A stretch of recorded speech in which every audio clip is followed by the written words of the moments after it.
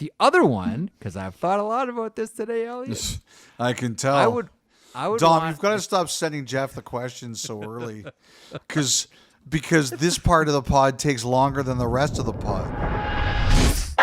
Once again, here we go with 32 Thoughts, brought to you by the new 2024 GMC Sierra HD. Elliotte and I have a lot of things to go over, but maybe the biggest news that greets us this Monday morning when you're probably listening to this is the news that Connor McDavid will not be playing in the Heritage Classic. Elliotte, he's out 1 to 2 weeks with an upper body injury. That's not the only story with the Edmonton Oilers, but right now that is the big one. Connor McDavid out for 1 to 2 weeks. Well, first of all, Jeff, let's not ruin the Heritage Classic yet. 1 to 2 weeks, he could potentially play. I'm like that guy on the broadcast. It's 54-0 at halftime and talk about how the team that's losing is famous for their comebacks, so the viewers don't turn out. Yeah, it doesn't look good. Like I always say, he's off to Lourdes this week to bathe in holy water and come back a brand new, healthy, elite level hockey player. Yeah, it doesn't look good, Jeff. There's no question about it. If you read lips, and I did it once earlier in my career that caused me a lot of trouble. If you saw what McDavid was saying on the bench, there were people thinking, oh, he's saying he tore something or something like that. Look, you're going to be careful with Connor McDavid now. As much as the Heritage Classic is a really good event for the Flames and the Oilers, and I'm very excited to go there this week, you're not going to risk Connor McDavid for an outdoor game where the conditions are not as controlled as you would get in an indoor environment. I'm hoping somehow he plays, but I'm not expecting it to occur. It wasn't only that he left the game, but the thing that all of a sudden, people started texting during the overtime saying, is he not playing the overtime? I was saying no.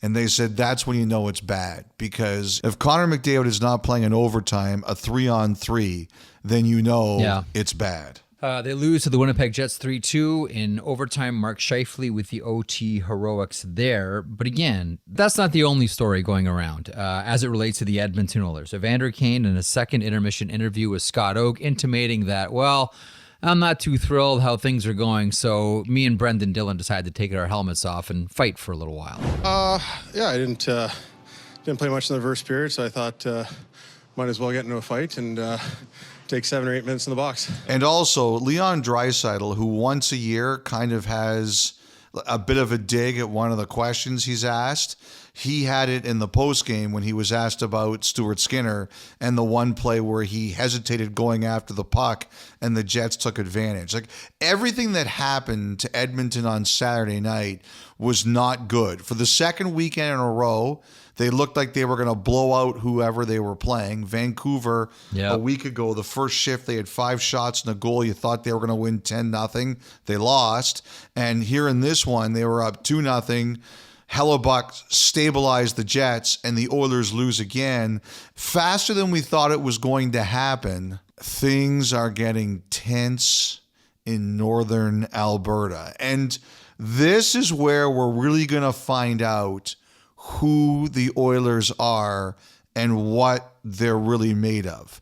Because McDavid's not going on LTIR, right now they have him just on regular injured reserve, they can only carry the minimum. They've got no cap relief.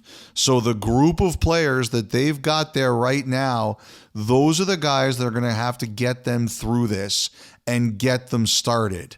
And I'm serious, Jeff, when I say we've all talked about the Oilers as a Stanley Cup favorite. We're going to find out just how good they are over the next 1 to 2 weeks. They play Minnesota Tuesday, the Rangers on Thursday, as you mentioned, the Heritage Classic against the Calgary Flames on Sunday. Let me circle back quickly to the Evander Kane situation. How do you see that one, Elliotte? He wasn't thrilled about his ice time, where he's being used, how he's being used. So him and his former, teammate from San Jose decided to go for one. And we just, heard the comments a couple of seconds ago with Scott Oake. How do you read the Evander Kane situation? Obviously, he's unhappy. He said it kind of it was funny the way he said it. We were sitting there watching it, and we all kind of looked at each other and said, did he just say what we think he said. It almost didn't come across overly pointedly. It didn't come across as a dig.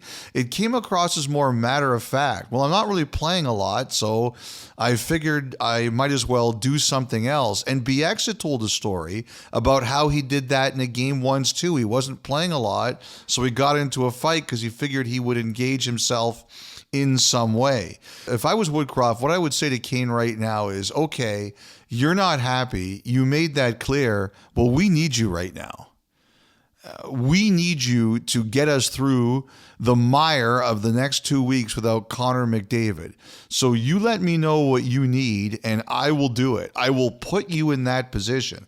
If I was Woodcroft, I would say, okay, Evander, you don't like it. What do you want? And now it's on you to show me, can you get us through it? And as a player, I would want that. I would want my coach to say to me, I need you to get us through this. And I would want him to challenge me so that I knew the team thought it was incumbent on me to get them through this. So what do we have here then with the Oilers? Is this a raging volcano, or is this a controlled fire? What is this? I don't think it's a volcano, but it could become one. Like we just said, we're about to find out what this team is. When you're the Edmonton Oilers, one of the things you can do when you're in trouble, number 97, get on the ice. Number 97, just give me a 3-foot pass in the defensive zone so I can get it to you and you can skate the puck all the way out of trouble. That's over now. You don't have in case that. of emergency, break glass. In case of emergency, break glass, and out comes number 97. That's over now. Yeah. You don't have any of that. You can't throw him over the bench every third shift. You can't have him playing 3 to 3.5 minutes of overtime. You don't have the one-man breakout. Now, you still have Draisaitl, and that's pretty good. And you have some other good players too, but they're going to have to find other ways to win games now. I remember in 2001 when Colorado won the Stanley Cup without Peter Forsberg. Oh, yeah.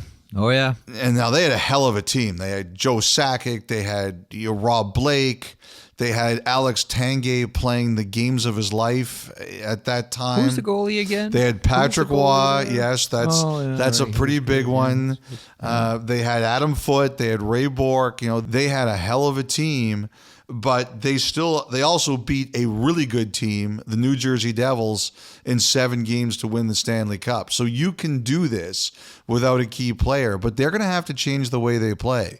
The one thing that has really shown from Edmonton in these first 2 weeks of the season is the details have been sorely lacking. And I thought against Philly last Thursday, they really showed their frustration. I did not like the way that they looked in that game. And so now you've had leads in games and you've blown them.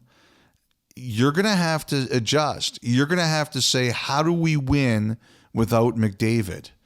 And everyone's going to be sitting here watching. You want to talk about Vegas? Vegas is 6-0. First Stanley Cup champion ever to do that. You want to talk about Colorado, Jeff? That's the other big Stanley Cup favorite in the Western Conference. They tore apart a Carolina team that's struggling a little bit right now, giving up goals, but still is one of the best teams in the league. Edmonton's big contenders or big adversaries in the Western Conference, the last 2 Stanley Cup champions, they're coming out red hot and they are clobbering people. And now the Oilers are without their number one guy, and it's a test. Everyone's going to be watching them to see how they handle this. Let me ask you about these 2 teams you just mentioned, because you're right. Like, Colorado just picked apart the Carolina Hurricanes. They've been going through everybody lately. They've just been, since the start of the season, they're a hockey lawnmower, man. Like, they're mowing teams down, and they're getting production from up and down the lineup. Now everybody's starting to learn the name Logan O'Connor, who scores shorthanded goals and will fight, will do just about anything to help this team win. Nathan McKinnon is Nathan McKinnon. Good Lord. He was my Mikko Hart Rantanen. Trophy pick this year, and nothing that's happened so far has said to me that was a bad pick. You want to maybe go from 29 to 96 on Colorado and look at Mikko Rantanen, Elliotte Friedman. He's playing really good too. Yeah, he's fantastic. But let me ask you a question. What's that? If there was a draft of players off of Colorado, what do you think the order would be? Cale Makar, number 1. Okay. Nathan McKinnon, number 2. Mm-hmm. Mikko Rantanen, number 3. See, I think that's the problem with Rantanen winning the Hart Trophy, right? I know. I get it. I think he'd be an excellent vote. Whenever McKinnon goes out, who's the guy? I mean, he's always the guy, but he could slide in the middle. He could play on the right side. He's Mr. Versatility, and not only can he do it, but he's like excellent at it. Like whatever you want him to do, he's like, okay, coach, watch me go be the best in the world at this. He's just tremendous. Just tremendous. He's a phenomenal player, excellent, outstanding player. But it's tough to pick a guy for the Hart Trophy when, by your own admission, he's the third guy you're picking off the team in a draft of the roster. Although right now you'd have to put Alexander Georgiev into that mix too. He's been fantastic. He's been excellent, but I still think you'd take all those 3 guys over Georgiev. Of course you do. I'm just trying to make talk radio here for you. Let me ask you about Vegas. Yep. I want to talk at some point in this podcast, hopefully we can get there, about the nature of defending in the NHL right now. For my money, there's no team that does it better than the Vegas Golden Knights. That's pretty obvious. Merrick, well done. Petrangelo's out, and it's insert player here. As much as there's a premium in the NHL right now on offense, Vegas goes out there. Sure, they can fill the net. Sure, they can score. But man, do they ever defend well. This is a really humming machine right now. It's remarkable. It's the big tall glass of coconut water before you go to bed because there is no hangover in the morning. A quick thought on Vegas before I want to get to Calgary here in a second. Quick thought on Vegas for each. We talked about them last week. They just look fantastic. Their best players are playing great. Their goaltenders don't have to be outstanding, although Thompson made an unbelievable save in Winnipeg the other day. Their goaltenders just have to be really good, and they have been. And I'm looking at it right now. What happens, Mr. Merrick, Yes. on November 4th? Is it a meeting of Colorado and Vegas? Vegas at home against Colorado T-Mobile Arena, November 4th. I cannot wait for that game. We are 2 weeks away, and we get that matchup. Yep. I love it. That's one of those games where you don't watch anything else. That's going to be like a battle of unbeatens in the NFL in Week 10. That's what that's going to be. Let's see where they're both at when we get there. But this has been incredible from both these teams in the West, distinguishing themselves as the 2 best teams in the NHL. I know, Detroit, don't worry. We're going to get to you in a couple of moments. Calm down. We're going to get there. Settle. The last thing I just want to say about Edmonton, Okay. I think right now when it comes to the Oilers, if you're Jay Woodcroft, I'm walking in there on Monday morning and I said, guys, everything that happened the last 2 weeks, I can't even remember when we started the season. Everything that happened the last 2 weeks, 2 weeks. we're flushing it down the toilet. It's over. We're starting again. The season begins anew, but we're going to play the way we were supposed to, and we're going to have to play that way now because we don't have Connor McDavid. Like I said, unless they want to change around their roster a bit, they can't add an extra body. So they can look at everybody and say, hey, everybody who's here, you're playing. Everybody's going to have to be dressed every night. Everybody's going to get shifts, and we need you all. And we haven't played the way we're supposed to play. Forget it. We're restarting, and we're doing that. The way we thought we were going to start the year, we're doing it now, and we have to because we don't have one of our nuclear weapons. So we better. That's what I'm saying to these guys. Calgary Flames, their opponent Sunday at the Heritage Classic. A couple of things here. I want to get to your report about Noah Hannafin from Saturday Headlines. Yep. But first, the appeal of the suspension. Rasmus Andersson Friday catches Patrik Laine high. It's a 4-game suspension. They are appealing. Now, one game has already ticked off after Calgary loses to the Detroit Red Wings. Again, Red Wings fans, we're getting there. Hold on. I know you feel like you're getting the short end of the stick here, but don't worry. We're getting to the Detroit Red Wings. They've been excellent. What a weekend they had. One game has ticked off for the Calgary Flames. There are, before the Heritage Classic, 2 more games. There's a game Tuesday against the Rangers. There's a game Thursday against the St. Louis Blues. Game 4 of the suspension would be Sunday. They want to get it down, Elliotte, I'm guessing, to 3 games so he's available for the Heritage Classic? Yes. What I think is going on here is Andersson has never been suspended before. He's been fined once, but he's never been suspended before. I think it's important to say this first. Number one, I don't think anyone liked that hit. Bad hit. It was a bad hit. Now, there's the argument, and some of the people who have argued in favor of Andersson say that, sometimes if the other player moves before you hit, that can mitigate your penalty. And Laine's body does move. But the one thing I always feel generally, Jeff, is it's the Jamal Mayer's rule. 1, do you get half the body? I like that. And number 2, are you trying to really make a hockey play? There's 1 second left in the game. The game is over. Andersson leaves his feet and Laine gets hurt. I don't like any of that. I don't think any of that favors Andersson at all. I think what the Flames and the Players Association feel here, and it's the Players Association that has to launch the appeal on behalf of the player, is that number one, there hasn't been a suspension of at least 4 games prior to this since April of 2022 when Evgeny Malkin got it. And also, they do feel that it's a big punishment to take him out of the Heritage Classic. We were joking before about how if you're the Oilers, you don't want McDavid to play in this game now. It's not a controlled environment, and there's a lot of risk that can open up. Everybody still remembers Sidney Crosby getting injured in the Winter Classic. But make no mistake, it's fun for the players. It breaks up the monotony of the year. A lot of them really do enjoy it.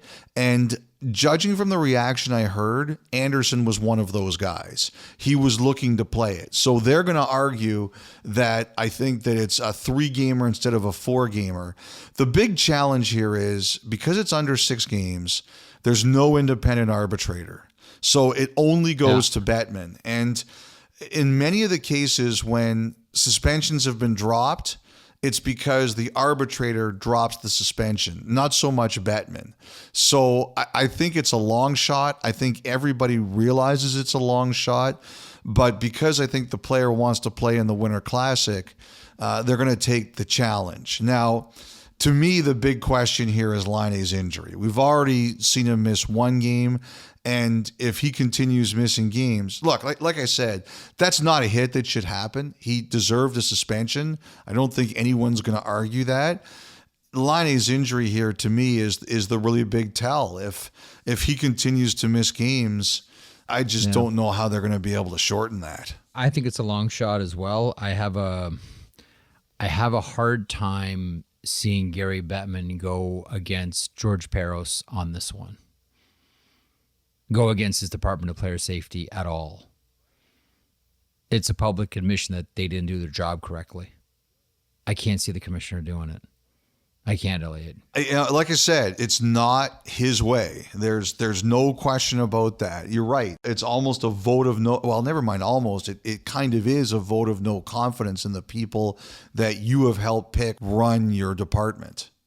I don't disagree with you. Also with the Calgary Flames, you report Saturday about Noah Hanifin and some movement with a new contract. Yes, and since I put it out there, I've heard a bit more. I think it's more now than some movement. Judging from the reaction I got after that aired, I think it would be a surprise if it didn't happen. Now, I don't know the exact timeline, but I'm always careful, as you know, about language, because then it turns into something viral that I didn't intend it to mean. I've had people say optimism. I've had people say progress. I had one guy say to me today that there was a breakthrough and it's going to get done. But put it this way, I think the best way to put it is it's going to be a surprise if it doesn't happen. And we should say that this is a big, big victory for the Flames, because Hanifin, you'll remember when there was all that talk about all the guys that wouldn't stay. Well, they've got Backlund signed. And now Hanifin was the one guy in the summer. And I reported on this pod that Hanifin had indicated he wanted to go back to the United States. And no one argued with me. No one. Normally, if I have something wrong on the pod, I'll get at least one phone call about it. Something like that. Someone will call me and say, you are wrong, fix this. And not a single person did, because at the time, that was what was conveyed. Now, ultimately, Hanifin at some point in time will give us a better indication of what changed his mind. Number one, I think it's time. Obviously, he's seen things in Calgary that he likes.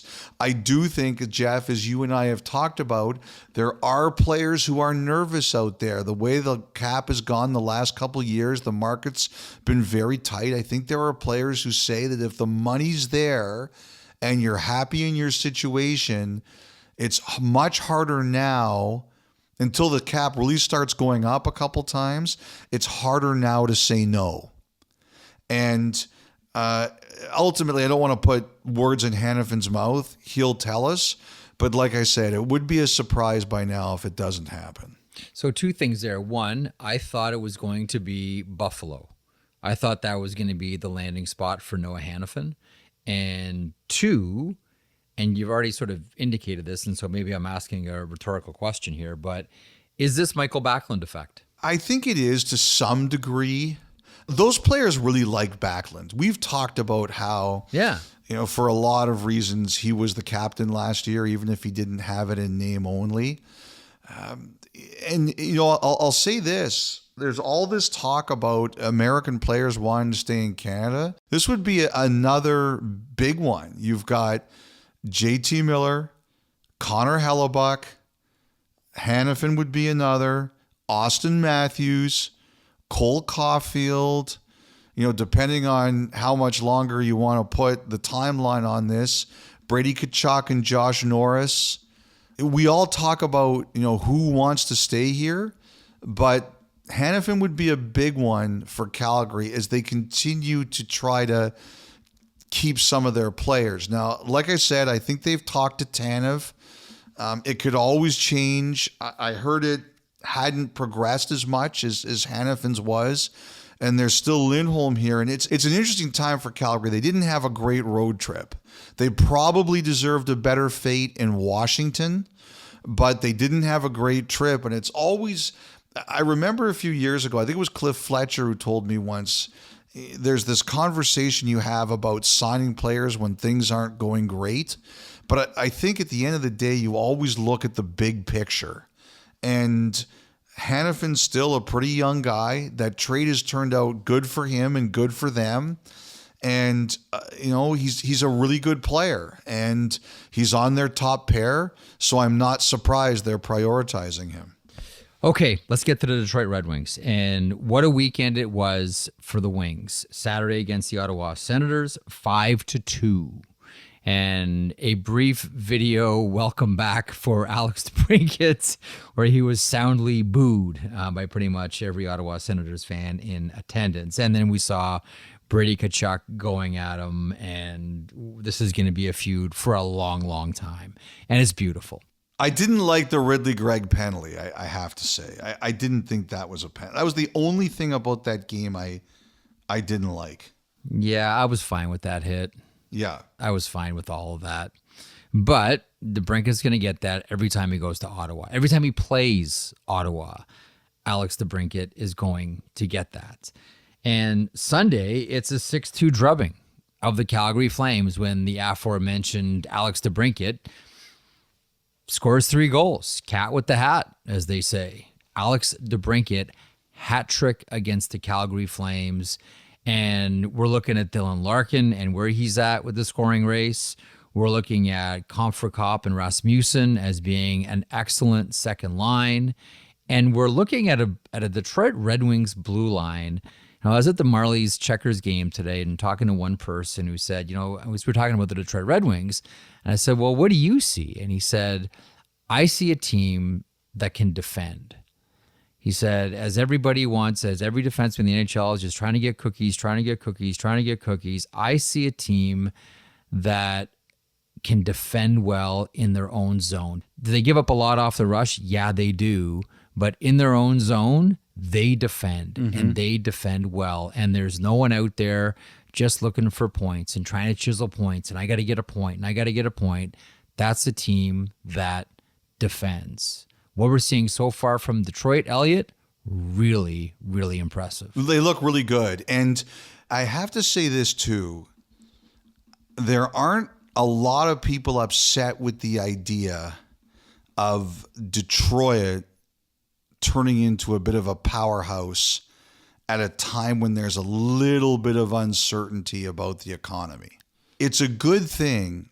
They've moved into this beautiful arena that hasn't seen a good hockey team yet.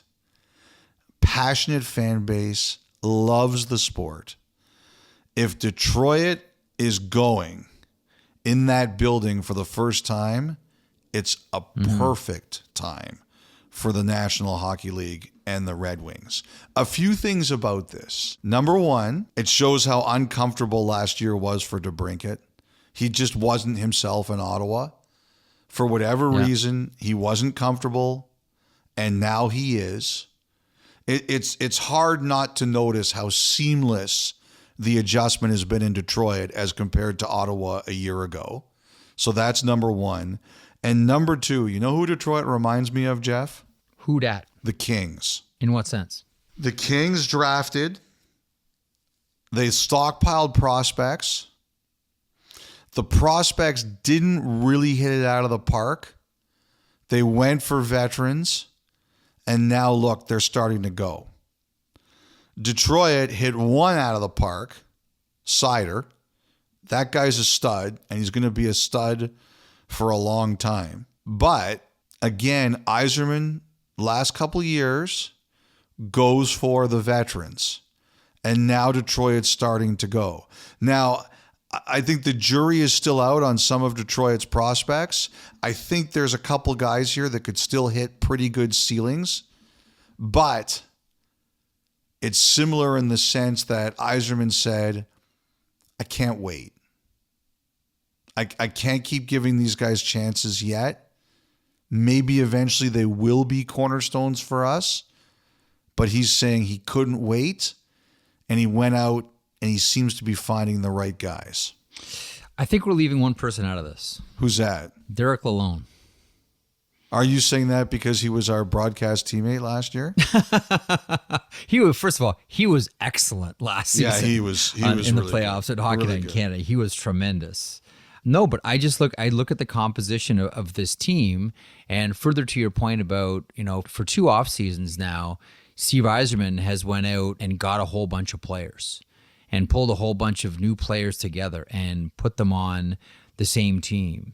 And I don't think anybody looked at this blue line in the offseason and said, you know what, that's going to be a team that really defends well. That's going to be a team where we're going to make points about their blue line, 6 or 7 games into the season here. But here they are. Whenever you bring essentially a whole new team together, twice in 2 years, I think it makes it really difficult for the coach to have any success. I think it's a real challenge, and I think he's done a great job. I really do. And I know he was our broadcast colleague last year, but that's irrelevant for this conversation. He's just flat out done a great job with this team. Everything is clicking. I know you have to have things fall into your lap. Like the DeBrincat situation fell in perfectly with Detroit and fits perfectly with the Detroit Red Wings. And Larkin is Larkin. You're getting better performances from everybody. I mean, Shane Gostisbehere looks excellent. A veteran. Out there. He looks really, really good. Yeah, really good. Elliotte, and that, again, I can't stress it enough, that blue line defense. Like, do you have a thought on Derek Lalonde through all of this here? Because we're talking about what Yzerman did by putting players on this roster and what DeBrincat's doing and what the Comfort line's doing. We're kind of leaving out the coach here. He's pretty important last time I checked. The thing, of course, the coaching is important. The one thing I really noticed working with Derek last year is that he's confident. He took no shortcuts. And one of the things I'll say about Lalonde is he would come in on nights where he wasn't working. He just wanted to see how we did things. How's the interaction goes? How's the meeting go? So he just wanted to be around on nights where he wasn't in just to see how we worked together. Some of the people who come in, for people who maybe aren't familiar with this, sometimes when Kevin's up there or Jennifer or Kelly's up there talking about something, or even I'm up there talking about something, it's not necessarily our idea. A producer can suggest it. Sometimes we'll suggest it. Sometimes the producer will suggest it. But we're not there with the editor when they put all the viz together.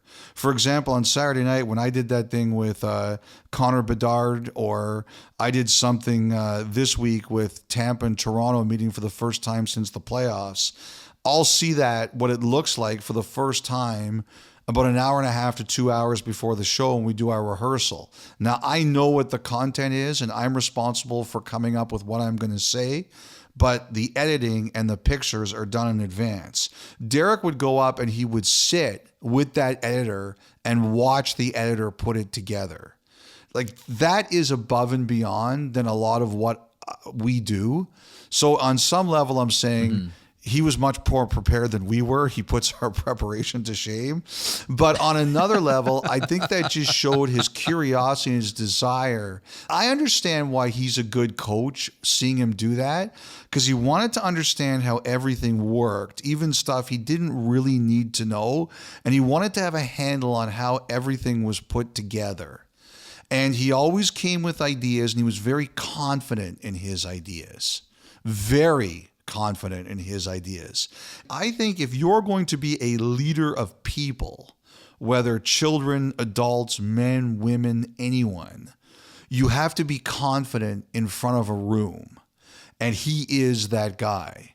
Everything I saw working with him last year made me understand why he has a chance to be a great coach, because he knows how to command a room. He's confident in himself, and he does the preparation. And so I'm glad you mentioned it, because I saw a lot of it last year when we worked together. Start the engraving on the Jack Adams. There's going to be a lot of contenders this year. There's going to be a lot of... Now, I wanted to mention to you a couple things that you talked about in the last pod. Number one, when we're talking about the draft, you had mentioned, why don't we create some more time between free agency and the draft, which is one of the issues here. June 28th and 29th last year, July 1st free agency, June 28th and 29th this season, and July 1st free agency. Really what I'm trying to figure out, it's a Sisyphusian task. Roll it up one side, watch it roll down the other, is just try to get the Stanley Cup final out of June. But yes, I'm trying to find some more breathing room between some events here. Well, one of the things that I was told was that it used to be that the season would begin the first week of October, right before Canadian Thanksgiving. This year it was second week of October, right after Canadian Thanksgiving. And now that ESPN is a TV partner, they have basically wall-to-wall baseball in the first week of October, the playoffs. So it's not getting moved up. Once again, TV is responsible for everything terrible. At least this time it's not Sportsnet, it's somebody else. And so that's the reason the season's not getting moved up. And I'll tell you something else, Jeff. You and I talked about increased playoffs and would that really help situations, and especially if there's expansion. Someone made a really interesting point to me that I didn't even think about until they made it to me on Saturday. And that is that if you have a bye, we talk about buys and a quick bye while teams play like a short series to see who makes the final eight. And they brought up this year's Major League Baseball playoffs. In baseball, 6 teams from each league, make the playoffs and the top 2 get a bye. Well, if you take a look at the top 2 in the American League, Baltimore and Texas, and the top 2 in the National League were Atlanta and Los Angeles, the Orioles, the Braves, and the Dodgers all lost in their opening round of the playoffs. The only team that played in the first round, didn't play in the first round and won, were the Rangers. And I have to say that did not go unnoticed. And there's a lot of talk about what that means, and were the teams that were playing given some extra momentum, and all these think pieces are out about this. And there were some, I went back and read them. But I was told that what happened in the baseball playoffs might even make it more difficult to get expanded playoffs in the NHL, because now there's the theory that the teams that play, they keep the momentum, while the teams that get a break lose their momentum. Discuss amongst yourselves, argue whether or not there's any factual evidence to that, but that is kind of the thinking. Never mind kind of. That is definitely the thinking right now, especially, I'm told, to the person who matters the most. I got a call about all of this on Friday, right before I was starting the radio show, from someone about the idea of the expanded playoffs. And it was a pretty short conversation, well, mainly because I had to go on the air, but essentially this person's message was, and I'm paraphrasing here, are you eating space cake? What do you think? Did you we already say have yes? half the league making the playoffs. Was your answer yes? I said, yeah, you know, this person's known me for a number of years. I'm like, how long have you known me? Of course I am. You know this. I said, the only point that I was trying to make is, back when it was a 21-team universe, 16 made it. Now it's 32. And he said something along the lines of, yeah, it was too much then. We're not going back to that.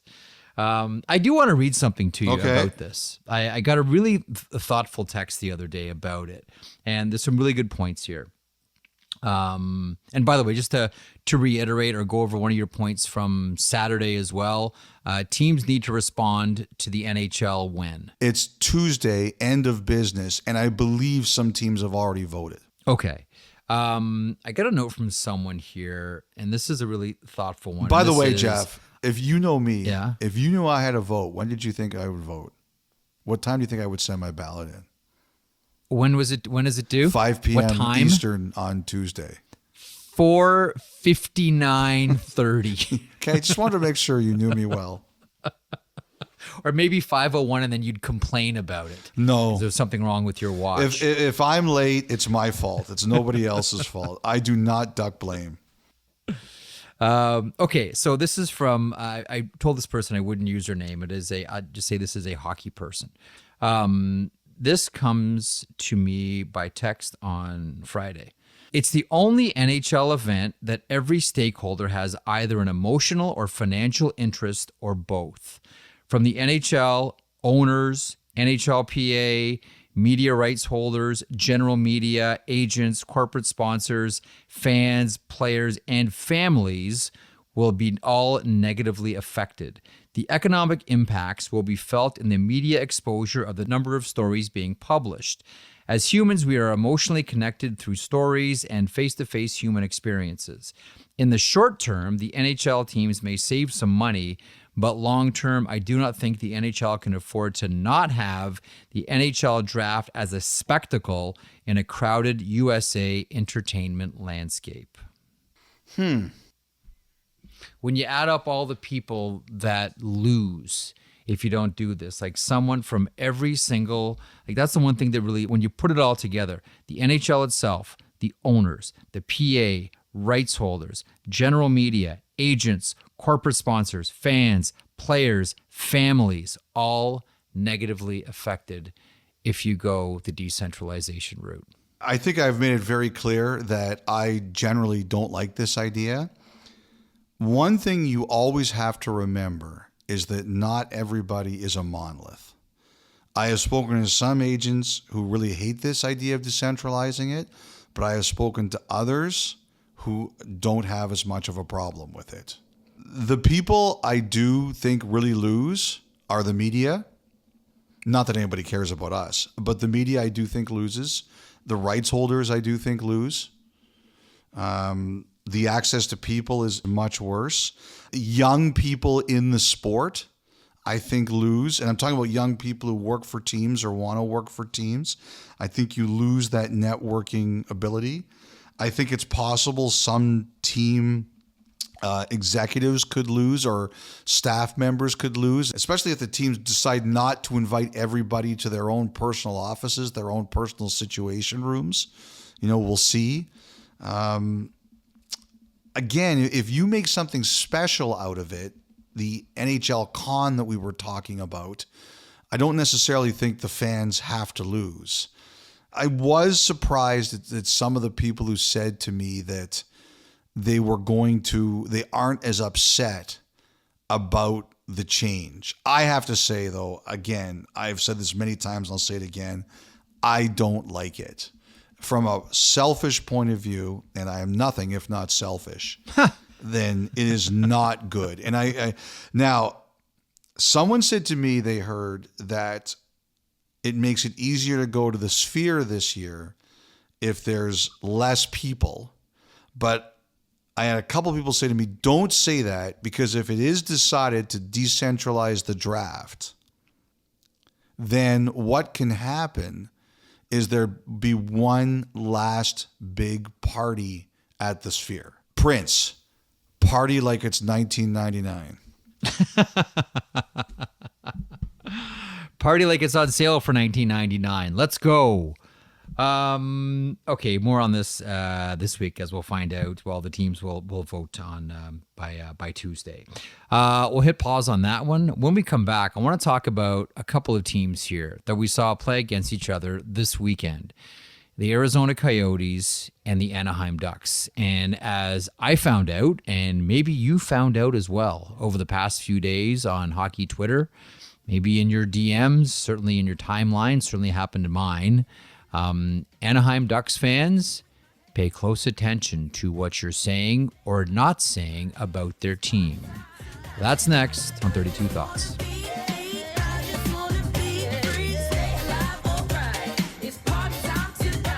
Listen to the 32 Thoughts podcast ad-free on Amazon Music, included with Prime.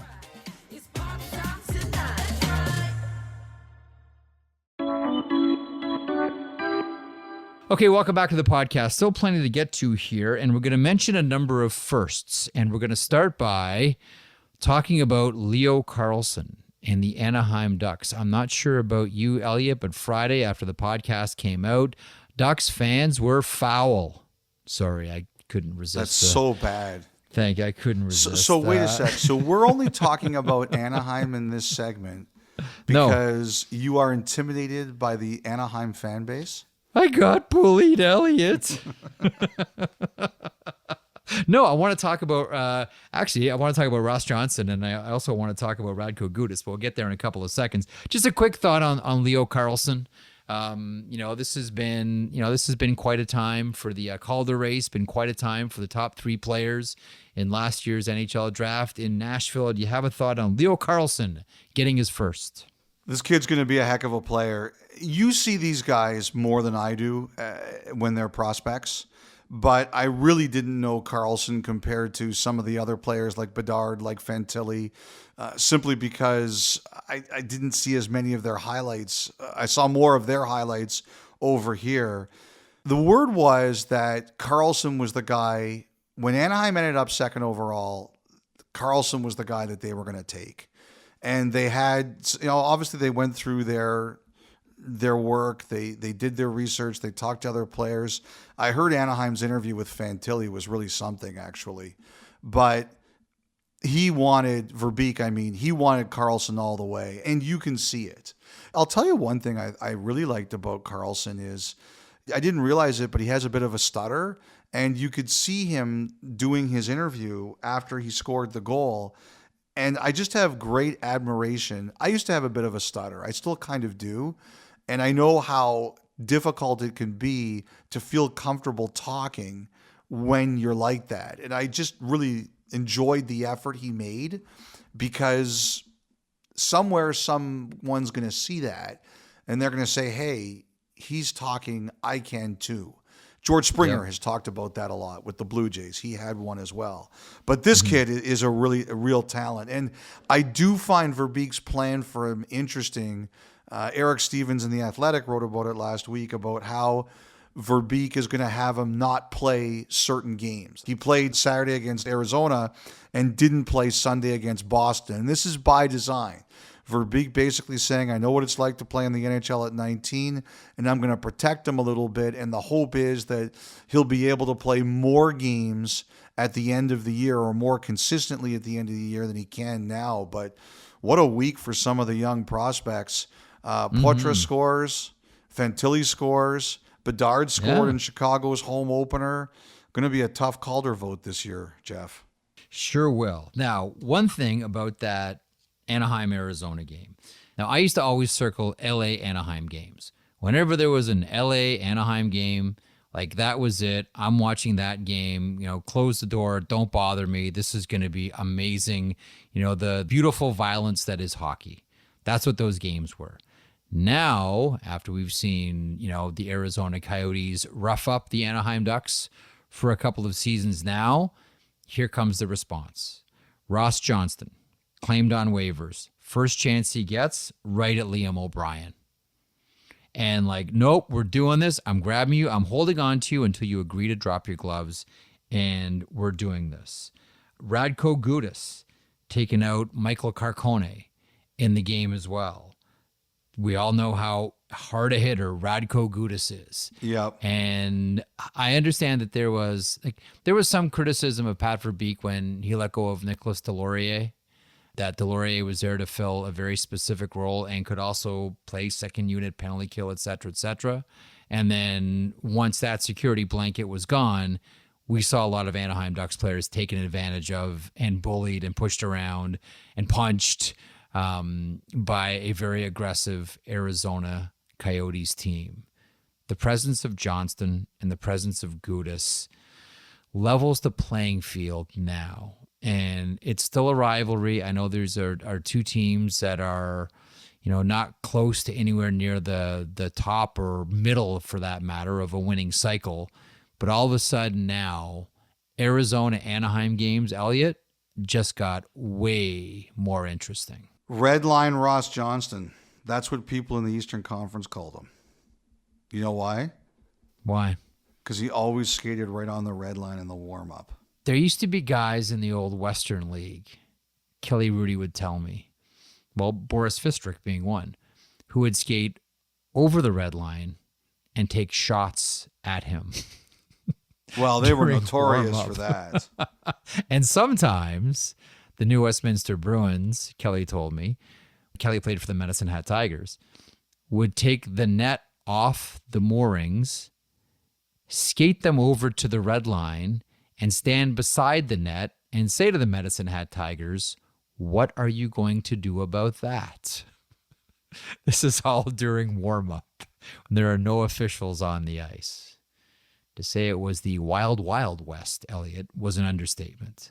Okay, speaking of interesting, Elliotte, your lovely cruise with Elias Pettersson in Stockholm. This goes back to August. The video released late last week by Sportsnet. You retweeted it. Take us behind the scenes on this one. Well, first of all, I have to give credit. I want to thank the people who run the cruise and the other people on the boat, because the tour started a little bit late because of things we were getting set up, and they were incredibly patient. And I wanted to say thank you for that, because we did slightly inconvenience people. Now, I know that being on the same cruise boat with especially me and also a little bit Pettersson might have calmed down what a little treat. bit of that disappointment. Oh, yes. Turning But on the charm. Oh. The people Lance were incredibly romance patient, yes, and I am hugely appreciative. I'm going to write a little bit more. As you know, Jeff, and a lot of these things, and I thought it was really well put together by Mark McDonald and the group that edited it, but it ran for 4 minutes and 10 seconds, and there's always things that are said that are good that you wish you could find more room for. So I'm going to put them in the notes when I write them this week. But I found Pettersson really interesting to listen to. And, you know, one of the things he talked about scoring his first goal, but he also talked about, and I'm going to write more about this, the energy of scoring in a building like Vancouver's. He talked about you realize what it can mean when you have success in a place that is as passionate and burns as hot as Vancouver does. And I thought that was very important. And the last thing we talked about in the piece in Stockholm was how much he wants to win. And I found it really interesting hearing him talk about how emotional he got watching Lionel Messi and Argentina win that World Cup. And what that says to me is he wants to win. And we've talked a lot about, you know, his future and his contract and stuff, but he wants to win in a place where it really matters to win. And that is what is Vancouver's best selling point is. I think there's always going to be some loyalty to the team that drafted you. I think there's always going to be some loyalty to the place where you started as a boy and began to grow into a man. But ultimately, you know, for example, I was watching in the postgame today, I was watching some highlights online from the Giants. They beat the Washington Commanders. And one of the Washington players was like, 7 years of this. I can't take it anymore. It's been 7 years. And no matter how good you feel about the place that drafted you and developed you, ultimately you want to win there. And what I really feel is Vancouver's best asset here is that he knows if he wins there, it matters. Mm-hmm. You know, you saw it, like those players that finally won the Stanley Cup in St. Louis, those players that finally won the Stanley Cup in Washington, those players that finally won the Stanley Cup in Los Angeles, and those players that ended a 50-year drought in Chicago, how much they were beloved. They are gods in those cities because of what they did on the ice. And I think that is what Pettersson sees. He knows that if he wins there, it's going to matter. And that, as long as Vancouver is going in the right direction, that is the best pull they have to keep him there, because I think he realizes that. That's what the impression I was left with after talking to him. No surprise that to kick off that cruise, you made life inconvenient for everybody on it. Elliotte. But no, seriously though, it's a wonderful piece. I encourage everybody to have a peek at it. Time now, Elliotte, for the Montana's Thought Line. Montana's Barbecue and Bar, Canada's home for barbecue. Try the ribs. 32 Thoughts at sportsnet.ca. 32 Thoughts at sportsnet.ca. Phone number 1-833-311-3232. We got a pretty good voicemail coming up here. 1-833-311-3232. This from Nate. Good morning, Jeff, Elliotte, and New Amel. We've had a lot of penalty shots through the first week of the regular season, and it got me thinking. In the NHL video game, you can skate backwards, but we don't see that in shootouts nor penalty shots. I understand movement towards the goal through the entire process is a must, but is backwards skating towards the goal against the rules for penalty shots and shootouts? As always, nice job, Jeff. Great job, New Amel, and great to hear you in Nashville, Elliotte. That from Nate. Skating backwards on a penalty shot. You're still, essentially what he's saying is, do you have to push the puck or can you pull it? It's an interesting one. I would say they wouldn't allow it to happen, but the rules are much more gray than I think we realize, because I want to say it was Linus Ullmark. Someone will tell me if I'm incorrect on this, but he had a move where he spun around, and the opposing teams would argue that technically that shouldn't be allowed because the puck isn't moving forward. And I think Patrik Laine copied it after a while. And the league said, we're allowing it. Now, I don't think they would allow a guy to skate down backwards. I think they would. You know what? You're right. They could. Who knows anymore? I think they would. Maybe they would, but I could see that one. See, the spin around was discussed, and they allowed it. The Kuznetsov thing is allowed.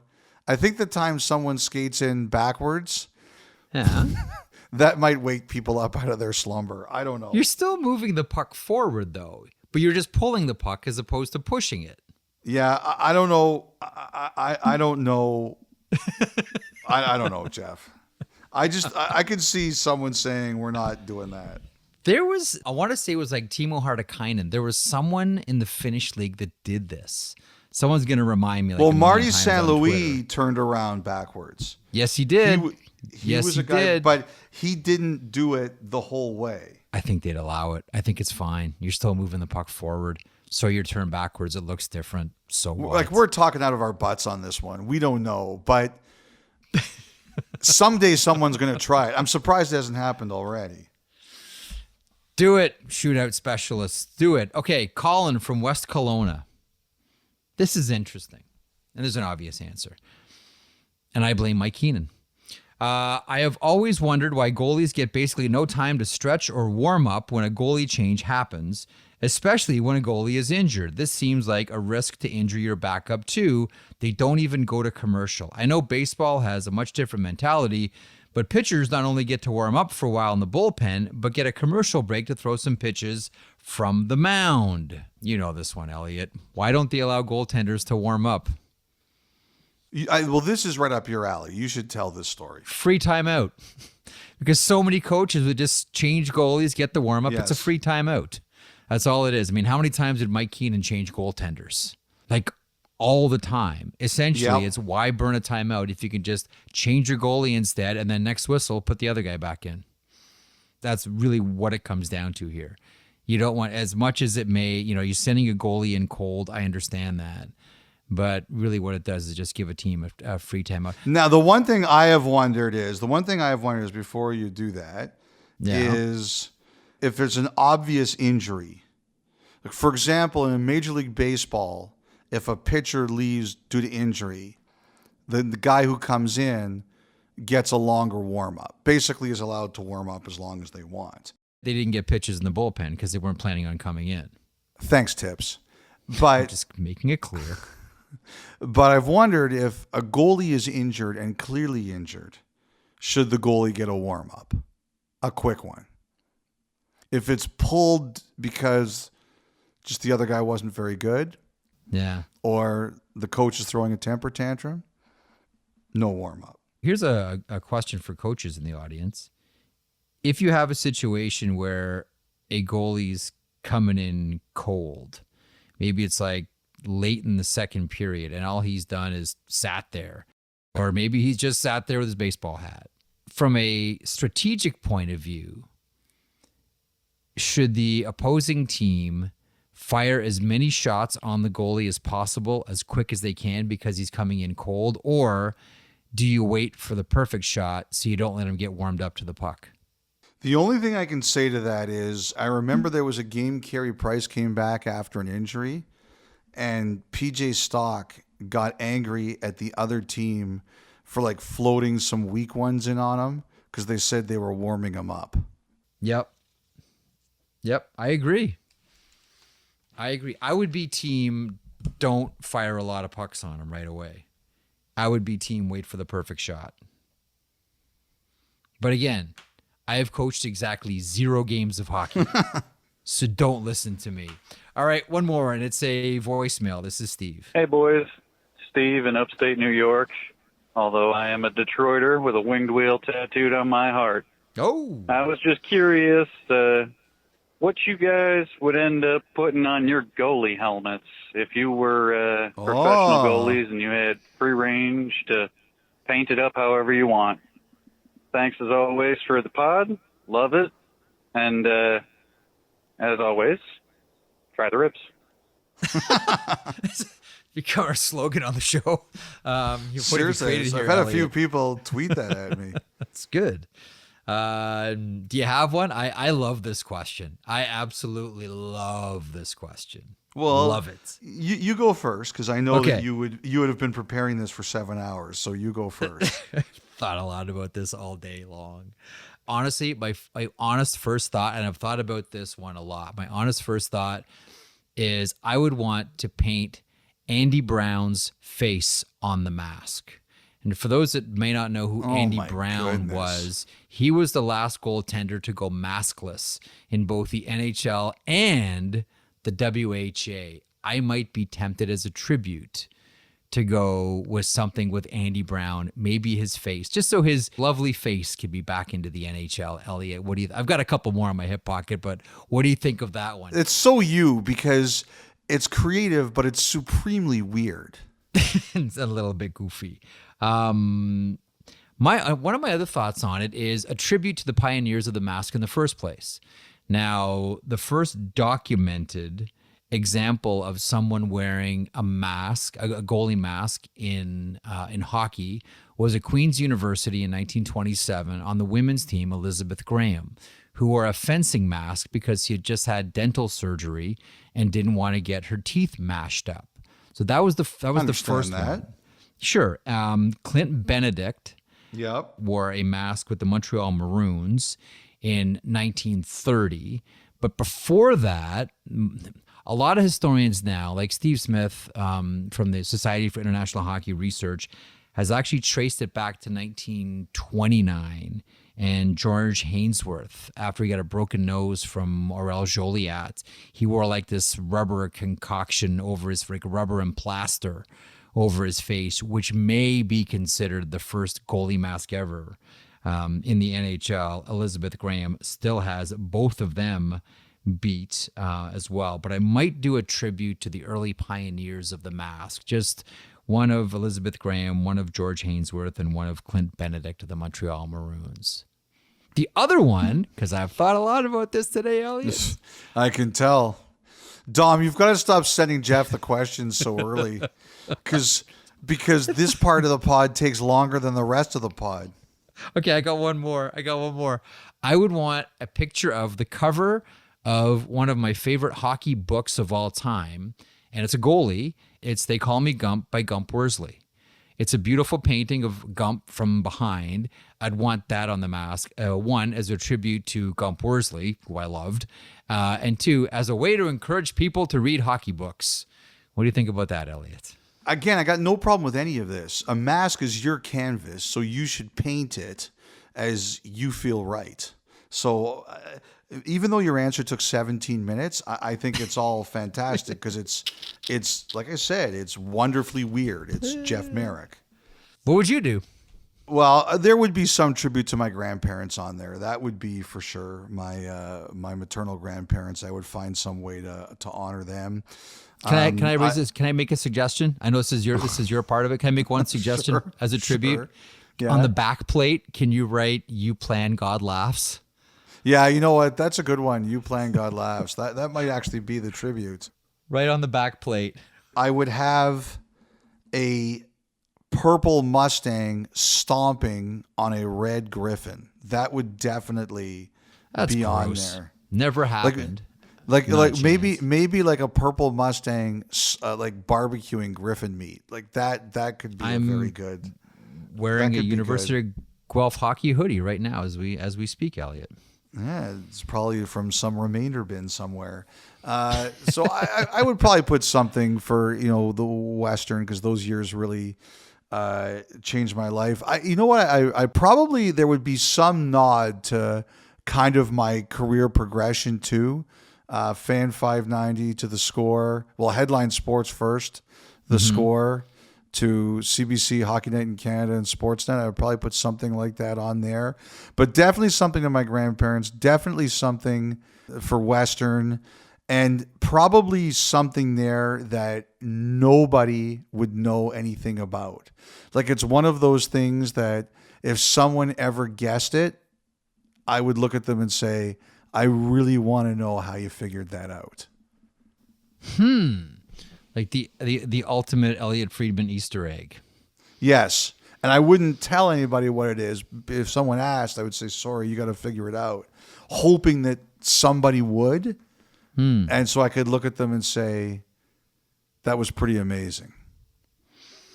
That's awesome. Of all the ideas that I just threw out at you, whether it's Andy Brown's face, whether it's Elizabeth Graham, George Hainsworth, and Clint Benedict, or whether it's Gump Worsley, the cover of They Call Me Gump, which one do you think's the best out of those three? I would love to see if Andy Brown would come at you for copyright infringement. That was my first thought. Oh, yeah, get Andy Brown back in the league somehow. That is a great voicemail. Love it. And that's the Montana's Thought Line. Montana's Barbecue and Bar, Canada's home for barbecue. We're back to talk about a Maple Leafs comeback and also Nick Robertson. Stick around.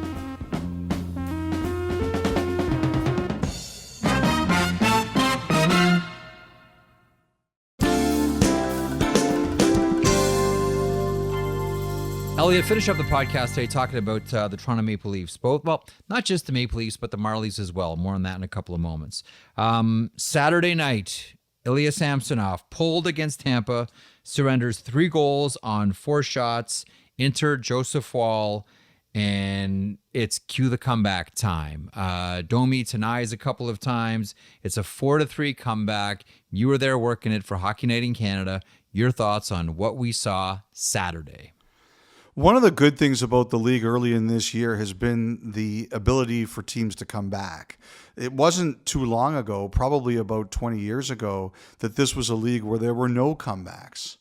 The last Stanley Cup final before the lockout, the Calgary-Tampa one, there were no lead changes that entire series, and that's not good. But we talked about Edmonton not being able to hold leads. And again, in the first period of that game the other night, when Kucherov was teeing off on Samsonov, I don't think anybody thought that Toronto was going to come back and win that game. This is a big opportunity for Joseph Wall. As you know, I've said that I wouldn't be surprised if he's the number 1 guy by the end of the year. And this is his first time this season. He's going to have a chance to take a run with the job because he's going to play their next game Tuesday in Washington. So Samsonov gets knocked out, 3 goals and 4 shots. And I didn't think Toronto really got going until the third period, but when they did, it kind of reminded me at times of the playoffs last year when they really got going. Tampa couldn't keep up with them. The whole Dubas era, I always wonder when a general manager leaves a team or a general manager goes somewhere else or gets fired, what does the team look like 2 years, 3 years, 5 years after that GM leaves? Because that to me is the true test of what a manager has done with a team, is what it looks like a couple years after he's gone. And Nyes looks like he might be the best draft pick of the Dubas era. Second rounder who was a first round talent who had a really bad year. I'm not convinced, Jeff, he shouldn't be on the first line. I think he's the guy that probably should be playing with Marner and Matthews, although they may not want to do it. And the other guy is Wool, simply because of the contract they've got him signed to. They signed him 2 years ago. He's in the second year of a 3-year deal at $765,000. And if he's your number 1 at some point this year, and then the job is definitely his to grab for next year, that's a great contract. So, I mean, Nyes was a difference maker, and I think the real big thing was Domi. He looked completely out of sorts in the first few games, and he set up Nyes' 2 goals.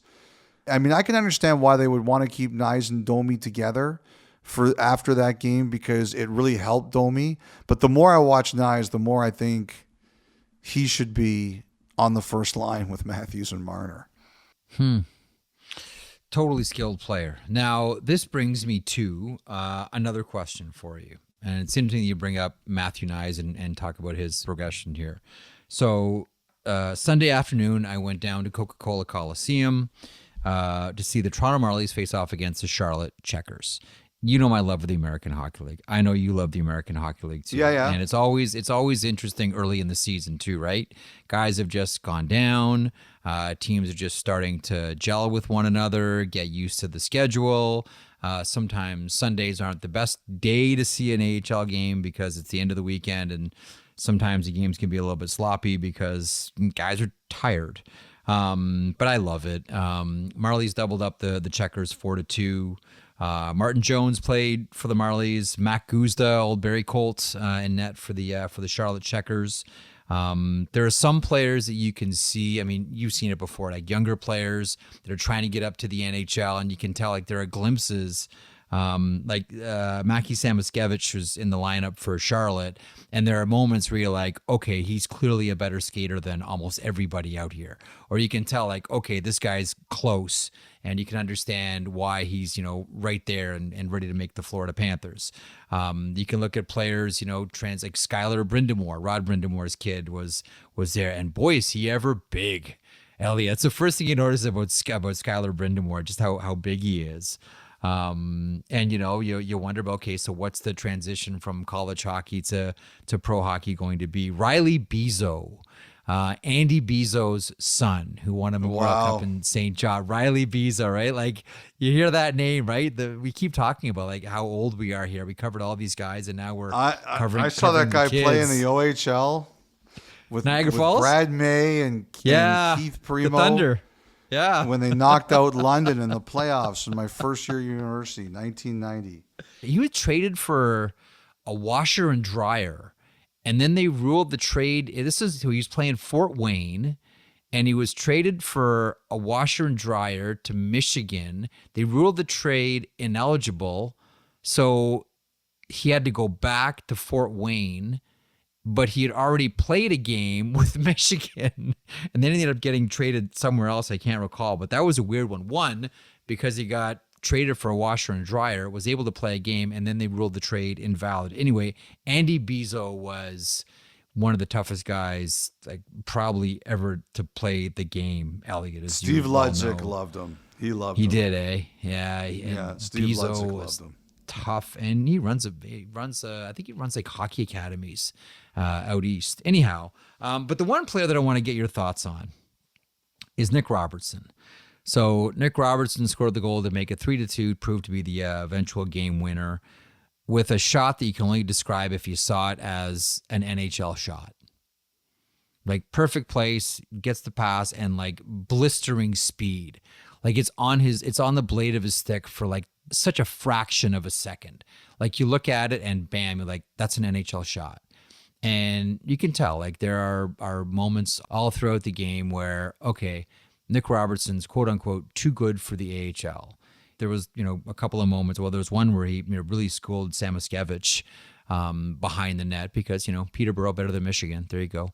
But like you can tell, like right away, like this guy deserves to be in the NHL. But guys like that have such a hard time finding a spot. Hearing you talk about Matthew Nyes and watching Nick Robertson in the afternoon, I just wonder, like, what are your thoughts on where Nick Robertson fits in this equation for the Maple Leafs? What have you heard? What do you know? They told him, from what I understand, look, we've only got 12 forwards, and stuff happens. Guys get hurt. Guys struggle. Look, they called up Holmberg the other day. Yep. And so there are going to be changes. And they told him, you have to give us a reason. There's going to be opportunity down there for you to come up. You just have to give us a reason for you to do it. And he started really well. He had 5 points in his first 2 games. And after this weekend, he's got 6 points in 4 games. So all he can do is prepare. But you know what's going on here, Jeff. He played his first games for the Maple Leafs 3.5 years ago in the bubble, in the playoffs. He scored a goal against Columbus. If you're in an organization for that long and you haven't cracked the team, you get to a point where you say, it's time for me to try it somewhere else. And I could see Robertson getting there. I wouldn't be surprised if he felt that way when he was sent down, but I just don't think Toronto was at the point where they were willing to do that at that time. And also, I think they recognize this is a talented player. There are a lot of teams I think he might get more of a runway than he does right now.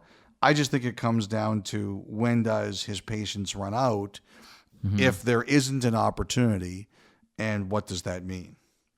You watched him on Sunday. He's Did so you good. see anything that So said good. he wasn't ready for a chance? No, this guy, again, like you've seen it before. Like I always, And he's been hurt too. You can't forget that. yes, I always feel for those players that are caught in that too good for the American League and have a hard time finding a spot in the NHL position. Like when I used to do color for the Marlies, and the great John Bartlett was play-by-play voice of the Marlies. The examples we would always point at were players like Kirby Law and Eric Westrom and these types of the Brett Sterlings of the world. Like there's, the American Hockey League has always been littered with these types of players, the ones that were just like, okay, you're too good for this league, but where's your spot in the NHL? And again, you watch Nick Robertson, you're like, that's an NHL guy. What does he need to do? Is it Remember what they used to call baseball players like that? They used to call them 4A players, because AAA and then the majors. And they would call the guys. There was a guy, and if you're an older person, you're going to remember this name, Brad Kominsk. He was a guy that used to have ridiculous numbers at AAA in the 80s, but he couldn't make it. And I think that was the guy they called the 4A player. Well, whatever that is, Nick Robertson's right there. We'll see what happens. On that, we'll wrap it up. On behalf of Elliotte, on behalf of Dom, Merrick signing off. We're back Friday morning for another edition of 32 Thoughts, the podcast.